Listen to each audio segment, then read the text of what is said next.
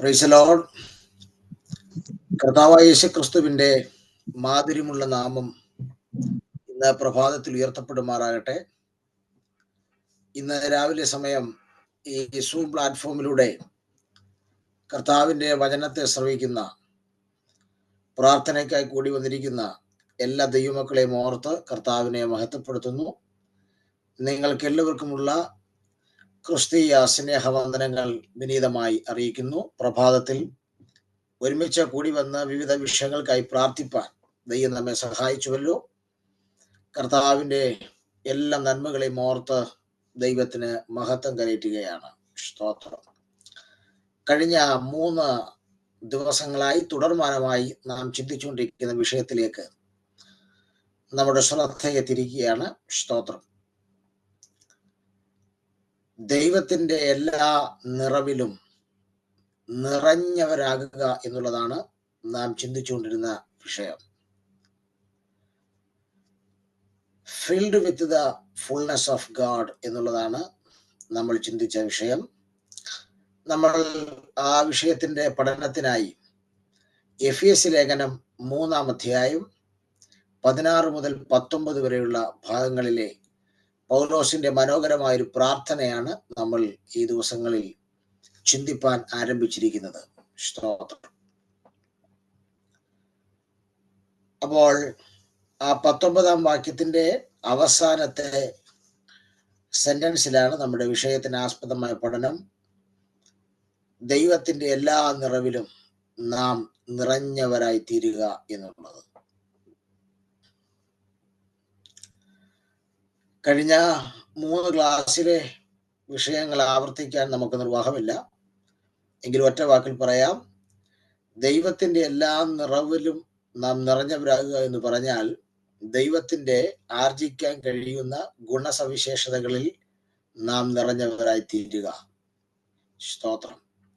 ക്രിസ്തുവിനോട് അനുരൂപപ്പെടുക, അവനോട് സദൃശനായി തീരുക എന്നൊക്കെയാണ് എൻ്റെ അർത്ഥം. അതിന് 3 കാര്യങ്ങൾ അത്യാവശ്യമാണ് ദൈവത്തിന്റെ എല്ലാ നിറവിലും നിറഞ്ഞവരാകുവാൻ. അതാണ് പൗലോസ് പ്രാരംഭമായി ഓർപ്പിക്കുന്ന ആദ്യത്തെ 3 പ്രാർത്ഥനാ വിഷയങ്ങൾ. അതിന്റെ ആദ്യത്തെ പ്രാർത്ഥനാ വിഷയമാണ് നമ്മൾ ചിന്തിച്ചുകൊണ്ടിരുന്നത്. അകത്തെ മനുഷ്യൻ ശക്തിയോടെ ബലപ്പെടുക, അല്ലെങ്കിൽ അകത്തെ മനുഷ്യൻ ശക്തിപ്പെടുക എന്നുള്ള വിഷയമാണ് ചിന്തിച്ചുകൊണ്ടിരുന്നത്. സ്തോത്രം. അതിനെ 3ആയി തിരിച്ചാണ് നമ്മൾ പഠിച്ചത്. 1, അകത്തെ മനുഷ്യന്റെ ശക്തിപ്പെടലിന് ആവശ്യമായ ശക്തിയുടെ സ്രോതസ് എവിടുന്നാണ്. 2, ശക്തിയുടെ മുഖാന്തരം എന്താണ്. സ്തോത്രം. 3, ശക്തിപ്പെടേണ്ട മേഖല ഏതാണ്. ഇന്ന് മോർണിംഗിൽ നമ്മൾ ചിന്തിക്കാൻ പോകുന്നത് ശക്തിപ്പെടേണ്ട മേഖല എവിടെയാണെന്നുള്ളതാണ്. ആദ്യത്തെ 2 കാര്യങ്ങൾ നമ്മൾ ചിന്തിച്ചു. ഈ അകത്തെ മനുഷ്യനെ ശക്തിപ്പെടുത്തുവാനുള്ള ശക്തിയുടെ സ്രോതസ് നമ്മൾ ചിന്തിച്ചു. സ്തോത്രം. അപ്പോൾ ശക്തിയുടെ മുഖാന്തരവും നമ്മൾ ചിന്തിച്ചു. ഇനി നമുക്ക് ചിന്തിക്കാനുള്ളത് ശക്തീകരിക്കപ്പെടേണ്ട മേഖല എവിടെയാണ് എന്നുള്ളതാണ്. സ്തോത്രം. ഒരു കാര്യം വളരെ വ്യക്തമാണ്. അകത്തെ മനുഷ്യനെ സംബന്ധിച്ച് ഒരു ശക്തിപ്പെടൽ നമുക്ക് അനിവാര്യമാണെന്ന് പൗലോസ് പറയുമ്പോൾ അതിനകത്തു നമുക്ക് ലഭിക്കുന്ന സന്ദേശം, എവിടെയോ ശക്തിപ്പെടാനുള്ള ചില ഏരിയകൾ ബലഹീനമായി കിടക്കുകയാണ്. സ്തോത്രം. ഈ ആത്മിക യുദ്ധത്തിൽ, ഈ ക്രിസ്തീയ ജീവിതത്തിൽ ആ മേഖലകളിൽ ബലഹീനമായി നിന്നാൽ പിശാചിനെ നമ്മളെ അറ്റാക്ക് ചെയ്യാൻ നാം തോറ്റുപോകാനുള്ള എല്ലാ സാധ്യതകളുമുണ്ട്. എന്നാൽ ഇന്ന് രാവിലെ സമയം ബലഹീനമായി കിടക്കുന്ന ചില ഏരിയകൾ 1 ശക്തിപ്പെടുവാൻ, അകത്തെ മനുഷ്യനെന്ന് ബലപ്പെടുവാൻ ഇന്ന് പ്രഭാതത്തിൽ നമുക്ക് ദൈവസന്നിധിയിൽ നമ്മെ തന്നെ സമ്പൂർണമായി സമർപ്പിക്കാം. സ്തോത്രം. അപ്പോൾ അകത്തെ മനുഷ്യൻ, അതായത് ഇന്നർ മാൻ, അല്ലെങ്കിൽ നമ്മുടെ ഹൃദയത്തിനകത്ത്, സ്തോത്രം, അല്ലെങ്കിൽ നമ്മുടെ ആത്മാവിൽ, ഇതെല്ലാം ഒരേ കാര്യം തന്നെയാണ് സൂചിപ്പിക്കുന്നത്. സ്തോത്രം. അപ്പോൾ ഒരു വ്യക്തിയുടെ അല്ലെങ്കിൽ ഒരു സാക്ഷാൽ വ്യക്തിയുടെ സ്തോത്രം അകത്തെ മനുഷ്യനിലാണ് ശക്തീകരണം നടക്കേണ്ടത്. സ്തോത്രം. ഒരു സാക്ഷാൽ വ്യക്തിയുടെ അകത്തെ മനുഷ്യനിലാണ് ശക്തീകരണം നടക്കേണ്ടത്. ഞാനിങ്ങനെ എപ്പോഴും ചിന്തിക്കാറുണ്ട്, ദൈവം ഒരു മനുഷ്യനെ പണിയാൻ തുടങ്ങുമ്പം ദൈവം പുറത്തു നല്ല പണി തുടങ്ങുന്നത്, അകത്തു നിന്നാണ് പണി തുടങ്ങുന്നത്. ഇന്ന് രാവിലെ കർത്താവിന് നിങ്ങളെ പണിയാൻ താല്പര്യമുണ്ടെങ്കിൽ നിങ്ങളെ കർത്താവ് പണിയാൻ തുടങ്ങുന്നത് പുറത്തു നിന്നായിരിക്കത്തില്ല, അകത്തു നിന്നായിരിക്കും. സ്തോത്രം. അതിൻ്റെ ഒരു വ്യത്യസ്തത ഞാൻ പറയാം. ദൈവവും സാത്താനും തമ്മിലുള്ള വ്യത്യാസം ഇവിടെയാണ്. ദൈവം ഒരു മനുഷ്യനെ പണിയുന്നത് അകത്തു നിന്നാണ്. പിശാച് ഒരാളെ സ്തോത്രം അറ്റാക്ക് ചെയ്യുന്നത് അല്ലെങ്കിൽ പിശാച് ഒരാളിൽ പ്രവർത്തിക്കുന്നത് പുറത്തു നിന്നാണ്. ഇതാണ് വ്യത്യാസം. സ്തോത്രം. അപ്പോൾ ദൈവം ഒരാളെ അകത്തുനിന്ന് പണി ആരംഭിക്കും, സാത്താൻ പുറത്തുനിന്ന് പ്രവർത്തനം തുടങ്ങും. ഇവിടെയാണ് ദൈവവും സാത്താനും തമ്മിലുള്ള വ്യത്യാസം. ഞാനതിനൊരു ഉദാഹരണം പറയാം. സ്തോത്രം. ഉൽപ്പത്തി പുസ്തകം 3-ാം അധ്യായത്തിന്റെ 6-ാം വാക്യത്തിൽ ഏദെൻ തോട്ടത്തിൽ ഹൗവായും സാത്താനും തമ്മിലുള്ള അല്ലെങ്കിൽ പഴയ പാമ്പും തമ്മിലുള്ള സംഭാഷണം കേൾക്കാം. അവിടെ സാത്താൻ ഹൗവായെ കാണിക്കുന്നത്, ഫോക്കസ് ചെയ്യിപ്പിക്കുന്നത് 3 കാര്യങ്ങളാണ്. സ്തോത്രം. ആ 3 കാര്യങ്ങൾ ഇങ്ങനെയാണ് അവിടെ എഴുതിയിരിക്കുന്നത്. ഒന്ന്, ഹൗവായിക്ക് തിന്നാൻ പാടില്ലാത്ത ആ വൃക്ഷത്തിന്റെ അല്ലെങ്കിൽ ആ തിന്നാൻ പാടില്ലാത്ത ആ പഴത്തിന്റെ ഭംഗിയൊക്കെ ചൂണ്ടിക്കാണിച്ചിട്ട് സ്തോത്രം സാത്താൻ അവളെ വശീകരിക്കുമ്പോൾ 3 കാര്യങ്ങളാണ് ഹൗവ കണ്ടത്, അല്ലെങ്കിൽ സാത്താൻ 3 കാര്യങ്ങളാണ് കാണിച്ചത്. അവിടെ എഴുതിയിട്ടുണ്ട്, തിന്മാൻ നല്ലതെന്ന് കണ്ടു. ആദ്യം കണ്ടത് എന്താ? തിന്മാൻ നല്ലതെന്ന് കണ്ടു. സ്തോത്രം. 2, അത് ഭംഗിയുള്ളതായി എന്ന് കണ്ടു. 3, ജ്ഞാനം പ്രാപിപ്പാൻ കാമ്യമെന്ന് കണ്ടു. 3 തരത്തിലുള്ള കാഴ്ചയാണ് സാത്താൻ ഹൗവയെ കാണിക്കുന്നത്, ഫോക്കസ് ചെയ്യിക്കുന്നത്. 3 കാഴ്ചകൾ. സ്തോത്രം. 1, തിന്മാൻ നല്ലതെന്നുള്ള കാഴ്ച, ഭംഗിയുള്ളതാണെന്നുള്ള കാഴ്ച, ജ്ഞാനം പ്രാപിപ്പാൻ കാമ്യമാണെന്നുള്ള കാഴ്ച. ഈ 3 കാഴ്ചകളിലാണ് ഇന്നും പിശാച് അവന്റെ പ്രവർത്തിക്കായിട്ട് ആളുകളെ കുരുക്കുന്നത്. സ്തോത്രം. നിങ്ങൾ ഓർത്തു നോക്കിക്കേ, ആദ്യം പറഞ്ഞെന്താ? തിന്മാൻ നല്ലതെന്ന്. സ്തോത്രം. അപ്പൊ ഒരു കാര്യം വളരെ വ്യക്തമാണ്, അവൻ പുറത്തു നിന്നാണ് പരിപാടി തുടങ്ങിയത്. സാത്താൻ പുറത്തു നിന്നാണ് ഹൗവായെ വീഴ്ത്താനുള്ള പ്രവർത്തനം ആരംഭിച്ചത്. സ്തോത്രം.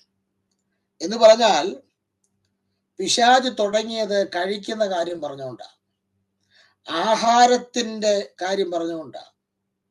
ഇത് ആഹാരത്തിന് നല്ലതാണ് എന്ന് പറഞ്ഞുകൊണ്ടാണ് സാത്താൻ അത് തന്റെ പ്രവർത്തനം ആരംഭിച്ചത്. സ്തോത്രം. അപ്പോൾ ഒരു കാര്യം വ്യക്തമാണ്, സാത്താൻ പുറത്തു നിന്നാണ് ആരംഭിക്കുന്നതെന്ന് പറഞ്ഞാൽ സാത്താൻ ശരീരത്തിൽ നിന്നാണ് ആരംഭിച്ചത്. തിന്നുക എന്നുള്ളത് ശരീരത്തിന്റെ അത്യാവശ്യ ഘടകമാണ്. നോക്കിക്കേ, അപ്പോൾ ശരീരത്തിൽ നിന്നാണ് പിശാച് തന്റെ പ്രവർത്തനം ഹൗവായ്ക്കെതിരെ ആരംഭിച്ചത്. സ്തോത്രം. സാത്താന്റെ എല്ലാ പരീക്ഷയും അവൻ പുറത്തു നിന്നാണ് കൊണ്ടുവരുന്നത്. സ്തോത്രം. യേശുക്രിസ്തുവിന് നേരെ പരീക്ഷിക്കാൻ വന്നപ്പോഴും ഈ ലോകത്തിലുള്ള പലതും ചൂണ്ടിക്കാണിച്ചിട്ടാണ് പരീക്ഷിക്കുന്നത്. സ്തോത്രം.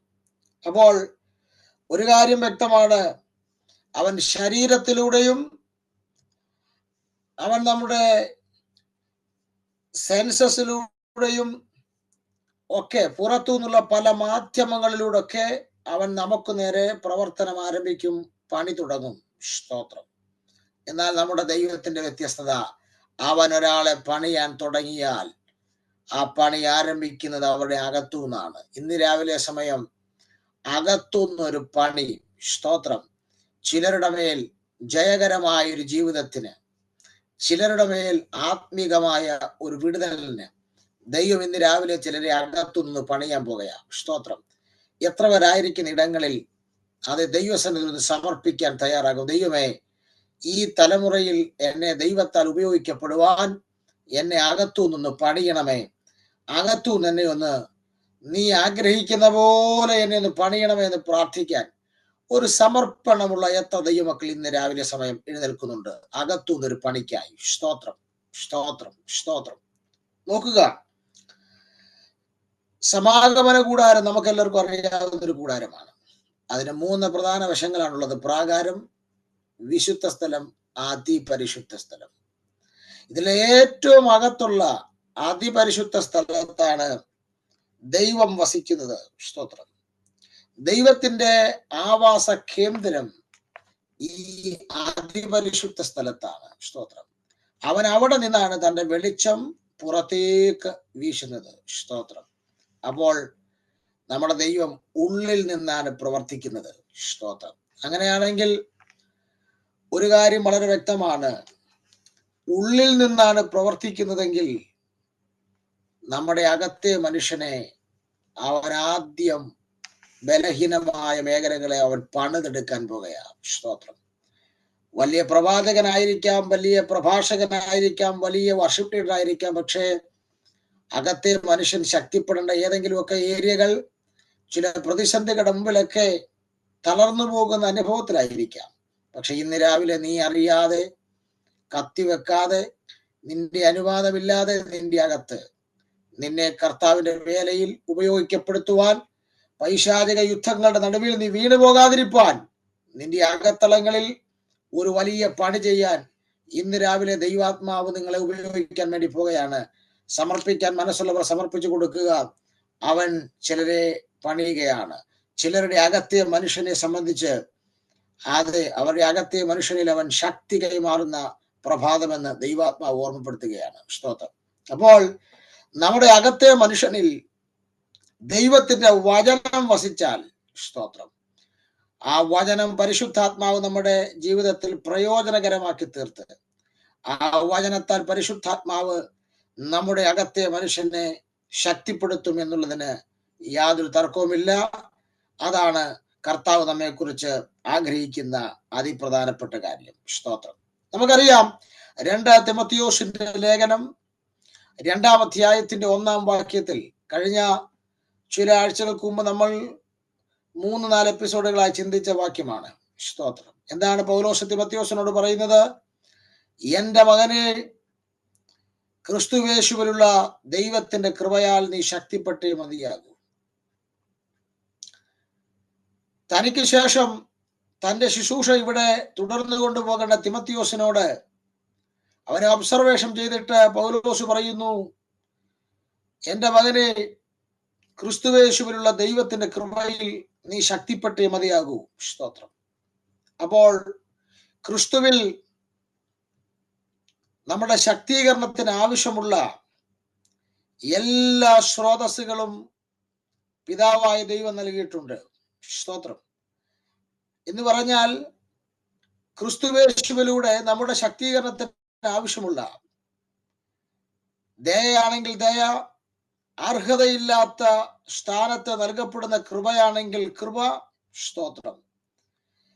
നമ്മുടെ ശക്തീകരണത്തിന് എന്തെല്ലാം പിതാവ് പ്രൊവൈഡ് ചെയ്തിട്ടുണ്ടോ അതെല്ലാം, സ്തോത്രം, ഉൾക്കൊള്ളിച്ചുകൊണ്ട് ഒറ്റ വാക്കിലൂടെ പറയാണ് കൃപയാൽ ശക്തിപ്പെടുക. ആ കൃപയാൽ എന്ന പദം സൂചിപ്പിക്കുന്നത് നിന്റെ ശക്തീകരണത്തിന് ക്രിസ്തുയേശുവിലൂടെ എന്തെല്ലാം പിതാവ് നൽകിയിട്ടുണ്ടോ അതെല്ലാം ഉൾപ്പെടുന്നതാണ് കൃപ. ആ കൃപയാൽ നീ ശക്തിപ്പെടണം എന്നുള്ളതാണ് പൗലോസ് തിമോത്തിയോസിന് നൽകുന്ന കനത്ത സന്ദേശം. സ്തോത്രം. അപ്പോൾ ഒരു കാര്യം വളരെ വ്യക്തമാണ്. സ്തോത്രം. ക്രിസ്തുയേശുവിലുള്ള കൃപയാൽ കൃപയാൽ അവൻ നമ്മുടെ ശക്തീകരണത്തിനായി നൽകുന്ന ഏറ്റവും പ്രധാനപ്പെട്ട കാര്യം ദൈവത്തിന്റെ വചനമാണ്. പ്രിയരെ, കൃപയാൽ നമ്മുടെ ശക്തീകരണത്തിനായി ക്രിസ്തുയേശുവിലൂടെ പിതാവ് നൽകിയിരിക്കുന്ന ഏറ്റവും പ്രധാനപ്പെട്ട കാര്യം എന്താണ്? ദൈവത്തിന്റെ വചനമാണ്. സ്തോത്രം. അത് വളരെ വ്യക്തമായി തിമോഥെയോസിൽ പൗലോസ് ആധികാരികമായി പറയുന്നുണ്ട്. സ്തോത്രം. വചനമില്ലാത്ത ഇടത്ത് അത് ശക്തിക്ക് ഒന്നും ചെയ്യുവാൻ കഴിയുകയില്ല. വചനമുണ്ടെങ്കിൽ മാത്രമേ ശക്തീകരണത്തിന് പ്രാധാന്യമുള്ളൂ. വചനമില്ലെങ്കിൽ ശക്തിപ്പെടുത്തൽ സാധ്യമല്ല. അങ്ങനെയെങ്കിൽ ഇന്ന് രാവിലെ വചനത്താൽ നാം ഒന്ന് ശക്തിപ്പെടുവാൻ ദൈവാത്മാവ് നമ്മെ കുറിച്ച് ആഗ്രഹിക്കുകയാണ്. സ്തോത്രം. ആരുടെയൊക്കെയോ ജീവിതത്തിന്റെ അകത്ത് വചനത്താൽ ഒരു ശക്തീകരണം അകത്തെ മനുഷ്യന് അനിവാര്യമായതുകൊണ്ടാണ് ഈ സന്ദേശം നിങ്ങളെ ദൈവാത്മാവ് കേൾപ്പിച്ചുകൊണ്ടിരിക്കുന്നത്. സ്തോത്രം. പ്രിയപ്പെട്ടവരെ, നാം ഒന്ന് പുറകോട്ട് പരിശോധിക്കേ.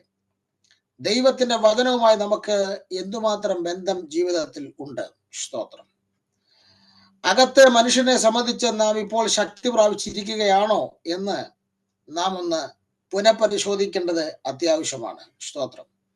അകത്തെ മനുഷ്യനിൽ ശക്തി ഉണ്ടെങ്കിൽ മാത്രമേ നമുക്ക് അത് നമ്മുടെ ആത്മാവും നമ്മുടെ ദേഹവും ഒക്കെ നിയന്ത്രിതമാക്കി തീർക്കുവാൻ കഴിയൂ.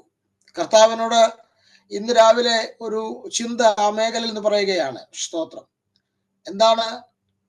അകത്തെ മനുഷ്യനിൽ ശക്തി ഉണ്ടെങ്കിൽ മാത്രമേ നമ്മുടെ ദേഹിയെയും ദേഹത്തെയും, സ്തോത്രം, നിയന്ത്രിതമാക്കാൻ കഴിയൂ എന്നുള്ളതാണ് ദൈവാത്മാവ് ഓർമ്മപ്പെടുത്തുന്നത്. സ്തോത്രം. എനിക്ക് ഒരു കാര്യം, ആ ക്രമം നിങ്ങളൊന്ന് ശ്രദ്ധിക്കണം. ആ ക്രമം എന്താ? സ്തോത്രം. തെസ്സലോനിക്ക ലേഖനത്തിൽ ആ ക്രമം വളരെ ക്ലിയർ ആയിട്ട് പറയുന്നുണ്ട്. സ്തോത്രം. പിശാച് പണി തുടങ്ങുന്നത് എവിടുന്നാണ്? ശരീരത്തിന്റെ കാര്യം പറഞ്ഞുകൊണ്ടാണ്. പക്ഷെ ഇവിടെ ദൈവം പറഞ്ഞപ്പോൾ ആദ്യം പറഞ്ഞത് ആത്മാവ്, ദേഹം എന്നീ നിലകളിലാണ്. സ്തോത്രം. ആത്മാവ്, പ്രാണൻ, ദേഹം. നമ്മൾ പറയുന്ന സാധാരണ എങ്ങനെയാണ്? ദേഹം, ദേഹി, ആത്മാവ്. നമ്മൾ പ്രാധാന്യം കൊടുക്കുന്ന ദേഹത്തിന്. ഏറ്റവും കൂടുതൽ സമയം ചെലവഴിക്കുന്ന ദേഹത്തിനല്ലേ? സ്തോത്രം. അതിനെ ഒരുക്കാനും പോളിഷ് ചെയ്യാനും ഒക്കെ അല്ലേ? സ്തോത്രം. അതുകൊണ്ടാണ് നമ്മൾ പ്രാധാന്യം കൊടുത്ത് പറയുന്നത് ദേഹം, ദേഹി, ആത്മാവെന്ന. പക്ഷെ കർത്താവ് പ്രാധാന്യം കൊടുത്തത് ആദ്യം എന്തിനാ? ആത്മാവ്, പിന്നെ പ്രാണൻ, പിന്നെ ദേഹം. അപ്പോൾ ഒരു കാര്യം വ്യക്തമാണ്. ദൈവം ആദ്യം പ്രാധാന്യം കൊടുത്തത് ഏറ്റവും അകത്തുള്ള കാര്യത്തിനാ. ഏതിനാ? ആത്മാവിനാണ്. സ്തോത്രം. അപ്പോൾ ആത്മാവിൽ ഒരു പണി നടന്നാൽ മാത്രമേ ആ പണിയിലൂടെ നിന്റെ ദേഹിയെയും ദേഹത്തെയും നിയന്ത്രിക്കാൻ കഴിയൂ. സ്തോത്രം. ദേഹിയെയും ദേഹത്തെയും നിയന്ത്രിക്കാൻ കഴിയുന്ന ഒരുവന് മാത്രമേ വിജയകരമായൊരു ക്രിസ്തീയ ജീവിതം നയിച്ച് പിശാചിന്റെ വശീകരണങ്ങളിൽ വീണു പോകാതെ, തകർന്നു പോകാതെ മുന്നോട്ട് പോകാൻ കഴിയൂ. സ്തോത്രം. അങ്ങനെയാണെങ്കിൽ ഒരു കാര്യം വ്യക്തമാണ്. സ്തോത്രം. ദൈവത്തിന്റെ ആത്മാവിന് നിന്റെ ദേഹിയെയും ദേഹത്തെയും നിയന്ത്രിക്കാൻ, നിന്റെ അകത്തെ മനുഷ്യനെ, നിന്റെ ആത്മാവിനെ ശക്തീകരിക്കാൻ വചനത്തിന് നിന്റെ ഉള്ളിൽ നീ ഇടം കൊടുക്കണം. പരിശുദ്ധാത്മാവിനെ, നിന്റെ അകത്തെ മനുഷ്യനെ, ആത്മാവിനെ പണിയാൻ നീ പൂർണ്ണ സ്വാതന്ത്ര്യം അനുവദിച്ചു കൊടുത്താൽ മാത്രമേ ആ പണിയിലൂടെ നിന്റെ ദേഹിയെയും ദേഹത്തെയും നിയന്ത്രിക്കാൻ കഴിയൂ. ഇന്ന് രാവിലെ സമയം അങ്ങനെയുള്ള ഒരു വലിയ പണി ദൈവം നമ്മുടെ അകത്ത് ചെയ്യുകയാണ്. സ്തോത്രം. ഞാൻ നിങ്ങളോട് സ്നേഹത്തിൽ പറയാൻ, പലർക്കും ഒരു പ്രശ്നം എന്നറിയാവും. സ്തോത്രം. നമ്മുടെ ആത്മാവിലാണ് പരിശുദ്ധാത്മാവ് വരുന്നത്. നമ്മുടെ ആത്മാവിൽ വന്നിരിക്കുന്ന പരിശുദ്ധാത്മാവ് അവിടുന്ന് നിറഞ്ഞു കവിഞ്ഞ് നമ്മുടെ ദേഹിയിലേക്കും നമ്മുടെ ചിന്തകളിലേക്കും നമ്മുടെ ഇച്ഛകളിലേക്കും വിചാരങ്ങളിലേക്കും ദേഹത്തിലേക്കും ഒക്കെ നിറഞ്ഞു കവിഞ്ഞു പോയാൽ മാത്രമേ നമ്മുടെ ആത്മാവിൽ നിറയുന്ന ആ ആത്മാവ് ദേഹിയെയും ചിന്തകളെയും ഒക്കെ നിയന്ത്രിക്കാൻ കഴിയും. അങ്ങനെയാണെങ്കിൽ ഒരു കാര്യം വളരെ വ്യക്തമായി പറയാം. ഈ നിറവ് കേവലം അത് ആത്മാവിൽ മാത്രം സംഭവിച്ചാൽ ദേഹിയെയും ദേഹത്തെയും നിയന്ത്രിക്കാൻ കഴിയില്ല. അതുകൊണ്ട് ദൈവാത്മാവ് പറയുന്നു, ആദ്യം നിന്റെ അകത്തെ മനുഷ്യനെ പണിയുകയാണ്. ആദ്യം നിന്റെ ആത്മാവിൽ ചില പണികൾ നടക്കുകയാണ്. അവിടെ നിന്ന് അത് വചനം കൊണ്ട്, പരിശുദ്ധാത്മാവ് കൊണ്ട് ഒരു പണി നടത്തിയിട്ട് അതുവഴി ദേഹിയെയും ദേഹത്തെയും നിയന്ത്രിക്കാൻ ദൈവാത്മാവ് അസാധാരണകരമായ ഒരു പണി ചെയ്യുകയാണ്. സ്തോത്രം. അങ്ങനെയെങ്കിൽ ആ പണി ചെയ്യാൻ നിങ്ങൾ വചനത്തിന് നിങ്ങളുടെ ഉള്ളിൽ സ്ഥാനം കൊടുക്കുക, പരിശുദ്ധാത്മാവിനെ അനുവദിക്കുക, പരിശുദ്ധാത്മാവിനെ ദുഃഖിപ്പിക്കുന്നവരാകാതിരിക്കുക, ആത്മാവിലുള്ള നിറവ് നിങ്ങളിൽ പ്രാപിച്ച് നിങ്ങൾ ഒരു ശക്തീകരണത്തിനായി ദിവസങ്ങളിൽ ഒന്ന് ഒരുങ്ങുക. അതിനുവേണ്ടി സുഭിക്ഷമായി പരിശുദ്ധാത്മാവിനെ നിങ്ങൾക്ക് നൽകി തരുവാൻ സ്വർഗത്തിലെ ദൈവം തന്നെ സ്രോതസ്സുമായി ഇന്ന് രാവിലെ സമയം ഇറങ്ങുകയാണ്. കൃപ ലഭിച്ച ദൈവമക്കളെല്ലാം ഒന്ന് പ്രാർത്ഥിക്കണം. ഞാൻ അവസാനം പ്രാർത്ഥിക്കുമ്പോൾ, പിശാച് പുറത്തുനിന്ന് പണി തുടങ്ങുമ്പോൾ അകത്തു നിന്നുള്ള ചില പണിക്കായി ദൈവാത്മാവ് നിങ്ങളുടെ അകത്തെ മനുഷ്യനെ പണിത്, നിങ്ങളുടെ ആത്മാവിനെ പണിത്, അതുവഴി നിങ്ങളുടെ ദേഹിയെയും നിങ്ങളുടെ പ്രാണനെയും ദേഹത്തെയും നിയന്ത്രിക്കുന്ന അതിവിജയകരമായ ഒരു ആത്മിക ജീവിതത്തിലേക്ക് പോകുവാൻ പരിശുദ്ധാത്മാവ് നിങ്ങളെ പണിയാൻ ഉദ്ദേശിക്കുന്നു. ആകയാൽ നിങ്ങൾ സമർപ്പിക്കപ്പെടുവാനുള്ള ഒരു ആഹ്വാനം ദൈവാത്മാവ് ഇന്ന് പ്രഭാതത്തിൽ നൽകി തരികയാണ്. ഞാൻ ഒരു ഉദാഹരണം പറയുകയാണ്, ഒരു എക്സാമ്പിൾ ശ്രദ്ധിക്കുക. നമുക്കൊരു വൃക്ഷത്തെ എടുക്കാം. സ്തോത്രം. ആ വൃക്ഷത്തിന് അതിപ്രധാനപ്പെട്ട 3 ഘടകങ്ങൾ ഉള്ളതായി നമുക്ക് അറിയാം. ഒന്ന്, നമ്മൾ പുറത്ത് കാണുന്ന, സ്തോത്രം, അതിൻ്റെ ഒരു ഒരു ഒരു എന്താ പറയുന്നത്, സ്തോത്രം, ആ വൃക്ഷത്തിന്റെ പുറത്ത് കാണുന്ന തൊലി നമുക്ക് കാണാം. ആ തടിയുടെ പുറത്ത് കാണുന്ന തൊലി, അതാണ് അതിന്റെ ഒന്നാമത്തെ ഭാഗം. ഇനി അതിന്റെ അകത്ത് ആ തടിയുടെ ഒരു വെളുത്ത ഭാഗം കാണാൻ കഴിയുന്നുണ്ട്, വെളുത്ത ഭാഗം കാണാൻ കഴിയുന്നുണ്ട്. ഇനി ഏറ്റവും അകത്തായിട്ട് മൂന്നാമതൊരു ഭാഗമുണ്ട്. അതിനെ നമ്മൾ കാതൽ എന്നാണ് നാടൻ ഭാഷയിൽ പറയുന്നത്. കാതലുള്ള വൃക്ഷമാണ് നമ്മൾ പറയും. സ്തോത്രം. അപ്പോൾ നിങ്ങൾ ഓർത്ത് നോക്കണം, ഈ വൃക്ഷത്തിന് ഈ 3 കാര്യങ്ങൾ അത്യാവശ്യമാണ്. ഒന്ന് പുറത്തെ തൊലി, അതിനകത്തെ വെള്ള, പിന്നെ അതിൻ്റെ അകത്ത് കാതൽ. സ്തോത്രം. ഇത് 3ഉം ഈ വൃക്ഷത്തിന്റെ ഫങ്ഷൻസിന് ആവശ്യമാണ്. ഈ 3 കാര്യത്തിനും ഈ വൃക്ഷത്തിന്റെ അകത്ത് ചില ഫങ്ഷൻസുകൾ നടക്കുന്നുണ്ട്, അതിനകത്ത് ഇൻവോൾവ് ആണ്. സ്തോത്രം. നിങ്ങളൊന്ന് ഓർത്ത് നോക്കണം, തടി അത് ആവശ്യമാണ്. ഇതുകൊണ്ട്, സ്തോത്രം, ഈ തടിയുടെ മുകളിൽ നിൽക്കുന്ന ഈ തോല് അത് അത്യാവശ്യമാണ്. സ്തോത്രം. എന്നാൽ അതുകൊണ്ട് ശക്തി വെളിപ്പെടത്തില്ല. സ്തോത്രം. എന്നാൽ ആ വെളുത്ത ഘടകം അതും ആവശ്യമാണ്, പക്ഷെ അതുകൊണ്ട് ശക്തി ലഭിക്കണം എന്നില്ല. സ്തോത്രം. എന്നാൽ ഒരു കാര്യം വളരെ വ്യക്തമാണ്, ഈ വൃക്ഷം ശക്തിപ്പെടണമെങ്കിൽ ഇതിന്റെ കാതൽ ബലപ്പെടണം. സ്തോത്രം. എന്ന് പറഞ്ഞാൽ ഈ കാതൽ ബലമുണ്ടാകാനുള്ള നീരും കാതലിൽ ബലമുണ്ടാകാനുള്ള എന്തൊക്കെ സ്രോതസ്സുകൾ വേണമോ അതൊക്കെ കൊടുക്കുന്നത് ഈ വൃക്ഷത്തിന്റെ പുറത്തുള്ള തൊലിയും പിന്നെ അതിൻ്റെ അകത്തെ വെള്ളയുമൊക്കെയാണ്. സ്തോത്രം. ഇതിലൂടെയാണ് വൃക്ഷത്തിനകത്തുള്ള കാതലിനെ ശക്തിപ്പെടുത്തുന്നത്. സ്തോത്രം. അങ്ങനെയാണെങ്കിൽ ഒരു കാര്യം വ്യക്തമാണ്, നമ്മൾ പഠിക്കുന്ന ശക്തിപ്പെടലുമായി ഈ വിഷയത്തെ ചിന്തിച്ചാൽ, സ്തോത്രം, നമ്മൾ ചിന്തിക്കുന്ന ഈ ശക്തിപ്പെടലിനകത്ത് ഈ വിഷയത്തെ നമ്മൾ ചിന്തിച്ചാൽ ഏറ്റവും പ്രധാനപ്പെട്ടത് ഈ വൃക്ഷത്തിന്റെ കാതലിന്റെ ഭാഗമാണ്. സ്തോത്രം. അങ്ങനെയെങ്കിൽ ആ വൃക്ഷത്തിന്റെ ശക്തി ആ വൃക്ഷത്തിന്റെ കാതലിനെ ആശ്രയിച്ചാണ് ഇരിക്കുന്നത്. സ്തോത്രം. ആ വൃക്ഷത്തിന്റെ അകത്തെ ഉള്ളിലെ ഭാഗം, ആ അകത്തെ കാതലാണ് ഇവിടെ ശക്തീകരണത്തിന് അത്യാവശ്യം. അതല്ലെങ്കിൽ ഒരു കാറ്റ് വരുമ്പോൾ, ഒരു ചുഴലിക്കാറ്റ് വരുമ്പോൾ ആ വൃക്ഷത്തിന് പിടിച്ചു നിൽക്കാൻ കഴിയത്തില്ല, അത് ഒടിഞ്ഞ് കടപുഴകി വീഴും. സ്തോത്രം. പുറത്തെ തൊലി എനിക്കുണ്ട്, അതിനകത്തെ വെള്ളമുണ്ടെന്ന് പറഞ്ഞാലൊന്നും ചുഴലിക്കാറ്റ് വരുമ്പോൾ പിടിച്ചിരിക്കാൻ പറ്റുകയില്ല. സ്തോത്രം. ചുഴലിക്കാറ്റ് വരുമ്പോൾ പിടിച്ചു നിൽക്കണമെങ്കിൽ അകത്തെ കാതൽ ഒരു ശക്തീകരണം ആവശ്യമാണ്.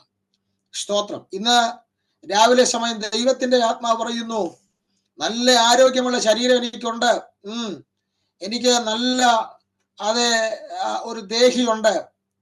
ഇതൊന്നും കൊണ്ട് നിന്റെ നിലനിൽപ്പിന് ഇതൊന്നും പോരാ. കാരണം നല്ല കാറ്റുമായി പിശാച് നിന്റെ നേരെ കയറി വരുമ്പോൾ കടപുഴകി വീണ് മറ്റുള്ളവരുടെ പരിഹാസത്തിന് കാരണഭൂതമാകാതിരിപ്പാൻ ഇന്ന് രാവിലെ ദൈവാത്മാവ് പറയുന്നു, നിന്റെ അകത്തെ കാതൽ ശക്തിപ്പെടണം.